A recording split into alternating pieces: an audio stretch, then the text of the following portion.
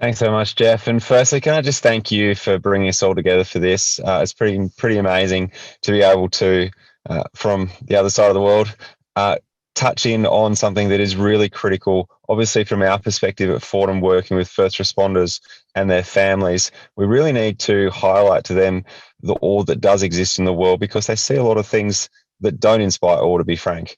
So that's an area that we've been working on as an organisation now for the last 18 months.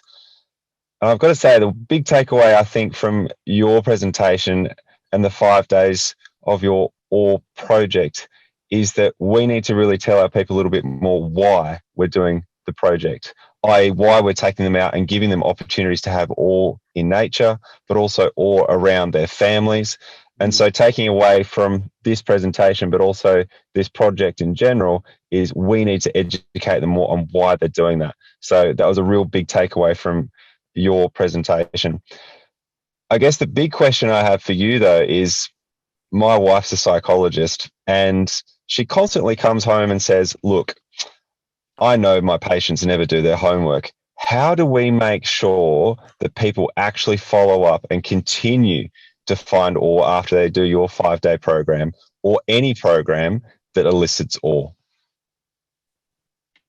So how do we get people to keep doing it? Is that the question? Yeah, correct. Yeah, It's an easy one to say, and to it's an do it easy once or question and the twice. hardest question to ever ask. So thanks a lot, John. No, they honestly, so what have I've done with the old project after people finish the 5-day one? We now then created a separate program. It's every Monday. It's a 1-week booster shot, we call it. So they get to stay with the group. But ultimately, I look at it. I think it's such a hard question that I think it's very hard to find one specific answer. So that's one way we're trying to do it for the people that want to stick with it.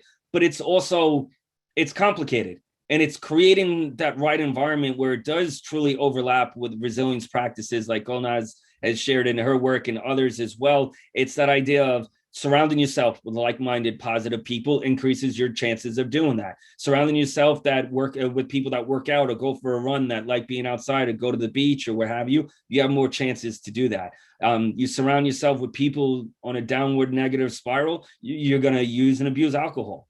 And it's that duality of take ownership on your own, but also realizing the collectiveness and that connectedness, which is exactly what awe is. It promotes that connectedness. So I didn't really answer that specifically other than certain programs or organizations like yours, you have those intense programs, figuring out ways to continue it in smaller, that's realistic, booster shots, as I call them, but then also trying to empower people as we do let people move on, then what are they creating those opportunities for them to keep doing? I don't know, as we are a bit running out of time, on that note, I think I'd like to just throw it real quick. Maybe in a couple of short sentences, we'll go around with our panelists first, Peter, Golnaz, and John, and then we'll end it with Susan and Emiliana.